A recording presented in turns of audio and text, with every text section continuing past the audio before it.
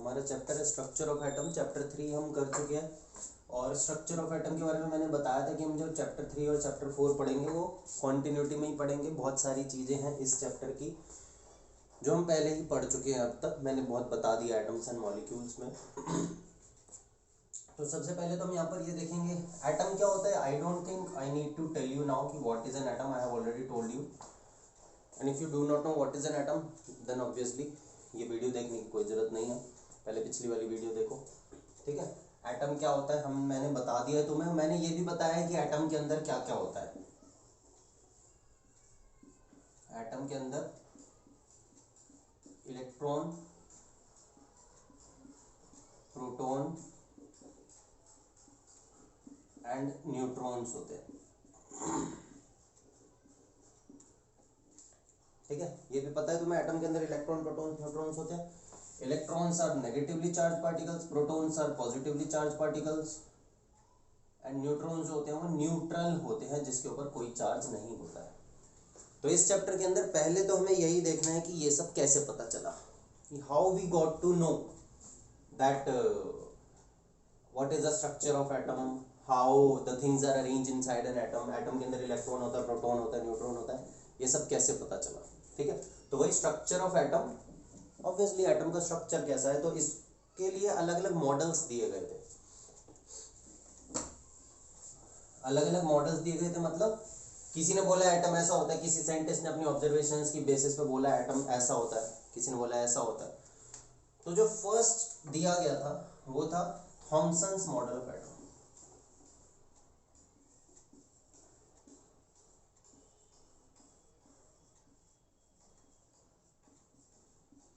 J Thomson, उसने पहला model of atom का मॉडल दिया था। इसको हम वाटरमेलन मॉडल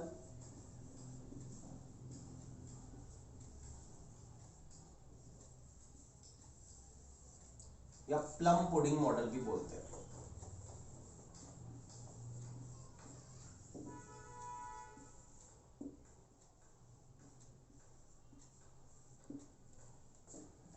ठीक है, कारण अभी देख लेंगे क्यों ऐसा बोला जाता है इसको। थॉमसन ने क्या बोला, थॉमसन ने बोला, देखो पहली चीज जो बताऊं मैं, एटम का जो मॉडल है उसके बारे में जो मेन चीज थी उस टाइम बताने के लिए, लाइक जो अलग अलग साइंटिस्ट थे वो बताना चाह रहे थे कि एटम कैसा होता है, एटम के अंदर कैसी चीजें होती हैं। उसमें जो मेन चीज थी जो जस्टिफाई करनी थी, जो बताना था, उसके बारे में रीजन देना था, वो कि एटम न्यूट्रल कैसे होता है, ठीक है ना। एटम न्यूट्रल कैसे होता है, एटम पे कोई चार्ज नहीं होता। एटम ये सारी चीजें एटम, ये हम ये मार्कर, बोर्ड, दीवारें, ये सब एटम से मिलकर बनी हुई और इनके ऊपर कोई चार्ज नहीं है। चार्ज होता तो आपस में रिपेल कर रहे होते हैं, अट्रैक्ट कर रहे होते हैं।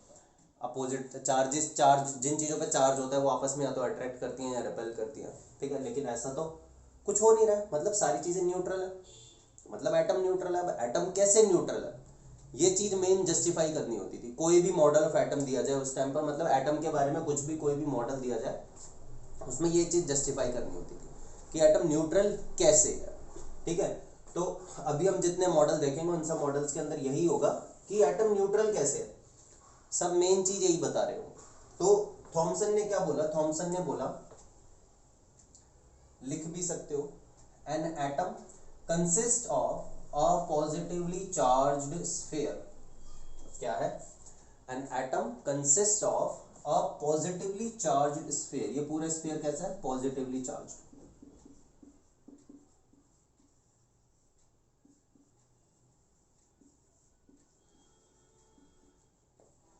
An atom consists of a positively charged sphere in which negatively charged electrons are embedded,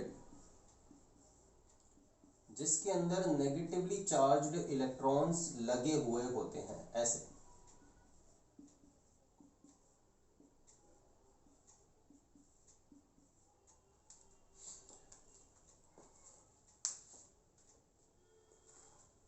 And the total positive charge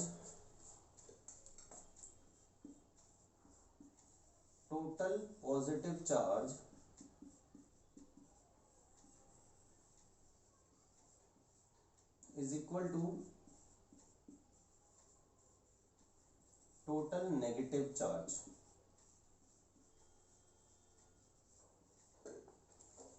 total positive charge किसके बराबर होता है, टोटल नेगेटिव चार्ज के, and that's why atom is electrically neutral.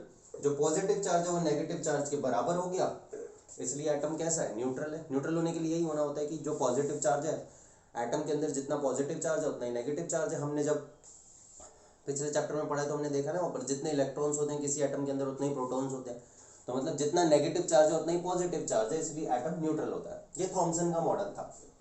हमसे अगर पूछा जाए कि जे थॉमसन का मॉडल बताओ एटम का, तो हम ये बोलेंगे कि an atom consist of a positively charge sphere in which negatively charge electrons are embedded. Embedded मतलब ऐसे ऐसे लगे हुए हैं, उसके अंदर एक बॉल लगा लो, बॉल के ऊपर इलेक्ट्रॉन्स ऐसे डॉट डॉट डॉट इलेक्ट्रॉन्स लगे हुए हैं। The total positive charge is equal to total negative charge and that's why the atom is electrically neutral. जो टोटल पॉजिटिव चार्ज होता है वो टोटल नेगेटिव चार्ज के बराबर होता है, इसलिए एटम इलेक्ट्रिकली क्या होता है, न्यूट्रल होता है। ठीक है, ओके। लेकिन इस मॉडल के अंदर कुछ खामियां थी, और खामी ये थी कि एक अगला मॉडल था, एक अगला एक्सपेरिमेंट करा था किसी ने, नाम था रदरफोर्ड। ये मॉडल उन एक्सपेरिमेंट की जो ऑब्जर्वेशन थी उस पर कहीं तक खरा उतर नहीं पा रहा था। मतलब अगर एटम ऐसा ही होता है तो जो रदरफोर्ड ने करा, जो भी मैं बताऊंगा क्या करा, जो रदरफोर्ड ने करा वो कैसे, देखते हैं एक बार रदरफोर्ड का मॉडल ऑफ एटम।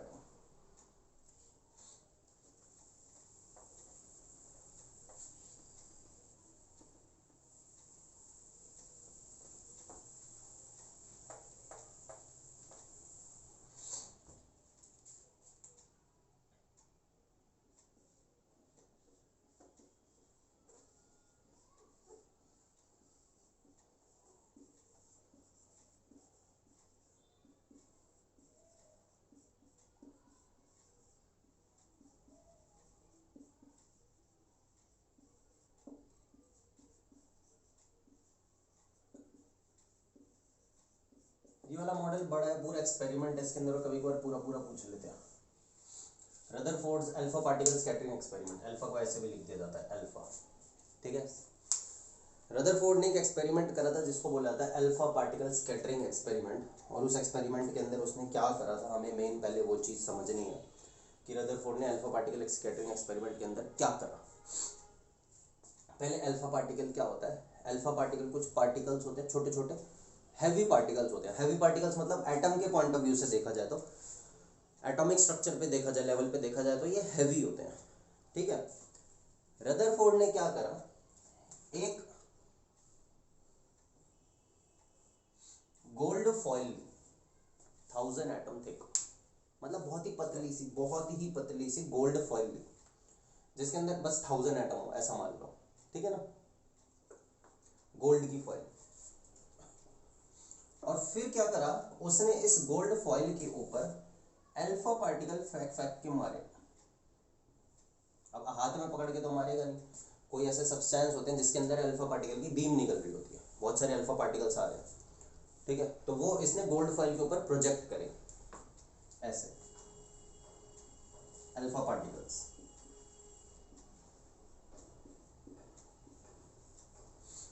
ठीक है, और यहां पर एक लगाया डिटेक्टर। डिटेक्टर क्या करेगा, ऑब्वियसली डिटेक्ट करेगा, वो देखता है अल्फा पार्टिकल आ रहे हैं या नहीं आ रहे हैं। ठीक है, और समझ लो एक डिटेक्टर यहां भी लगा रखा है, जो ये देखेगा कि अल्फा पार्टिकल टकरा करके वापस आ रहे हैं या नहीं आ रहे हैं। ठीक है, तो सेटअप समझ गए क्या करा है, गोल्ड फॉइल लिया, गोल्ड फॉइल, और उसके ऊपर अल्फा पार्टिकल की बीम प्रोजेक्ट करिए। अल्फा पार्टिकल इस गोल्ड फॉइल पे से टकरा के वापस आएंगे या इधर जाएंगे, क्या होगा वो ये देखना चाहता है। और ये देखने के बाद वो थोड़ी चीजें कंक्लूड करेगा। ठीक है ना, कुछ चीजें कुछ ऑब्जर्व करेगा, ऑब्जर्व करने के बाद कंक्लूड करेगा और बताएगा हमें कि मॉडल कैसा होता है एटम का। ज्यादातर अल्फा पार्टिकल्स इधर आकर के टकरा गए। कैसे पता चला उसको, यहाँ डिटेक्टर ने डिटेक्ट करा, यहाँ पे ना चमक जाएगा जैसे इससे टकराएगा, जिंक सल्फाइड की स्क्रीन हो सकती है जिस पे आके अल्फा पार्टिकल आकर के टकराएंगे तो सेंटिलेशन होगी। ठीक है ना, ऐसे एकदम से चमकेगा। तो जब अल्फा पार्टिकल्स यहाँ पे डाले तो ज्यादातर यहाँ चमकने लगेगा, means most of the alpha particles pass straight, ज्यादातर अल्फा पार्टिकल गोल्ड फॉइल में से स्ट्रेटली चले गए, ठीक है। कुछ अल्फा पार्टिकल मतलब वो पूरा बहुत माइन्यूटली ऑब्जर्व करा उसने, एंगल वगैरह भी देखा कि कुछ अल्फा पार्टिकल जैसे आकर के जाना यहां चाहिए था लेकिन सिंटिलेशन यहां पे मिली, तो उसने बोला भाई कुछ अल्फा पार्टिकल अपने रास्ते से डेविएट हो गए स्मॉल एंगल से, ठीक है। ज्यादातर most of the alpha particles pass straight through the foil, ज्यादातर अल्फा पार्टिकल्स फॉइल में से सीधे सीधे चले गए। कुछ अल्फा पार्टिकल्स अपने रास्ते से थोड़ा सा डेविएट हो गए, कुछ अल्फा पार्टिकल्स अपने रास्ते से बड़े एंगल से डेविएट हुए, ठीक है। And very few alpha particles, very few alpha particles यहां से जाकर के सीधा 180 डिग्री पर टकरा करके यहां, मतलब यहां भी सेंटिलेशन दिख गई। एक्सपेरिमेंट कैसा हो रहा होगा, फॉइल रखी हुई है, यहां से अल्फा पार्टिकल्स फेंके गए, डिटेक्टर है, उधर सेंटिलेशन दिखाई दे रही है, चमक रही है उधर की स्क्रीन, लेकिन बीच में कभी कभी ये वाली पीछे वाली स्क्रीन भी चमक रही है, ठीक है। तो most of the alpha particles are passing through the foil, but very few, एक अल्फा पार्टिकल वेरी फ्यू जो है वो टकरा करके 180 डिग्री पर आ गया है फॉइल से टकरा कर, ठीक है। एक्सपेरिमेंट समझ आ गया, ऑब्जर्वेशन समझ आ गई। एक्सपेरिमेंट का सेटअप क्या है, एक एल्यूमिनियम फॉइल ली हुई है जिसके ऊपर अल्फा पार्टिकल्स को प्रोजेक्ट करा जा रहा है और फिर डिटेक्ट करा जा रहा है। ऑब्जर्वेशन क्या आ रही है, ऑब्जर्वेशन लिखेंगे हम क्या, most of the alpha particles pass straight through the foil, some of the alpha particles were deflected by small angles, some of the alpha particles were deflected by large angles, and very few alpha particles rebound by 180 degree, ठीक है ना, बहुत ही कम alpha particle 180 degree पर rebound हो गए। ये उसकी observations है। अब इन ऑब्जर्वेशंस के बेसिस पर उसने कुछ चीजें कंक्लूड करी, ठीक है ना, कुछ कंक्लूजन दिया उसने। क्या कंक्लूजन दिया उसने, ये जो फॉइल है ना, ये फॉइल किससे बनी हुई है, एटम से ही बनी हुई है ना। तो उसने क्या कंक्लूजन दिया, ये ठीक है बना लो, इसको बनाओ। तो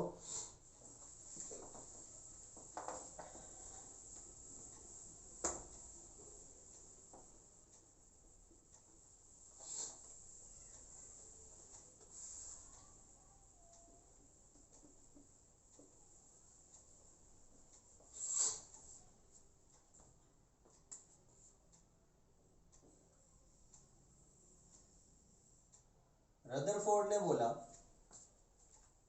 क्योंकि ज्यादातर अल्फा पार्टिकल्स एल्यूमिनियम फॉइल से सीधा पास हो गए without any deflection, because most of the alpha particles passed through the aluminium foil without any deflection, so most of the space inside an atom is empty. Conclusion निकाला, क्या conclusion निकाला, atom के अंदर का ज्यादातर स्पेस भाई खाली है।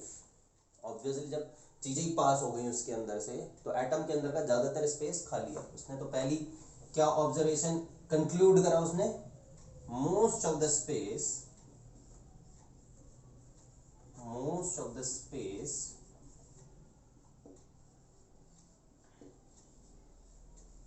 inside an atom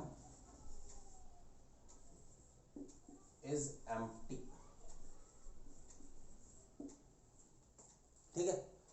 उसके बाद उसने बोला क्योंकि कुछ अल्फा पार्टिकल्स स्मॉल और लार्ज एंगल से डेविएट हो गए अपने रास्ते से, और अल्फा पार्टिकल होते हैं पॉजिटिवली चार्ज पार्टिकल, और पॉजिटिव को धक्का देने के लिए, डेविएट हुआ था मतलब धक्का दिया ना, पॉजिटिव पार्टिकल को डेविएट करने के लिए दूसरी चीज भी पॉजिटिव चाहिए होगी, मतलब एटम के अंदर कहीं पर बीच में एक पॉजिटिवली चार्ज स्फीयर है।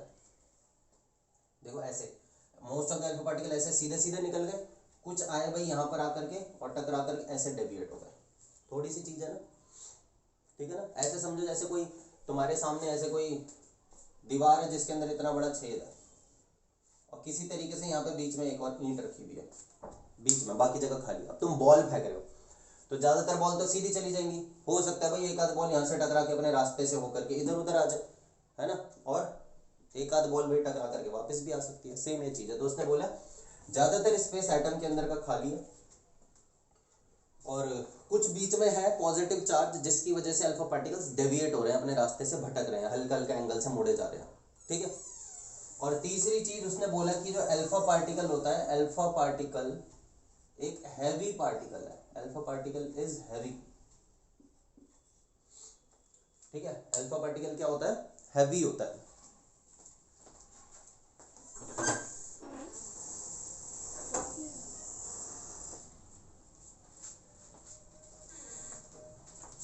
अल्फा पार्टिकल क्या होता है, अल्फा पार्टिकल हैवी होता है, ठीक है। तो हैवी होने की वजह से अब मेन चीज जो है, जो हैवी होगा, तो हैवी को एक पार्टिकल इधर भी आ गया ना, ठीक है, तो उससे टकरा करके वापस जाने के लिए जो हमारा ये सेंटर पर है, ये भी हैवी होना चाहिए, है ना। इसको भी मतलब हैवी को टक्कर देने के लिए कैसी चीज चाहिए होती है, हैवी चाहिए होती है, ठीक है। तो उसने तीन चीजें कंक्लूड करी हैं यहां से।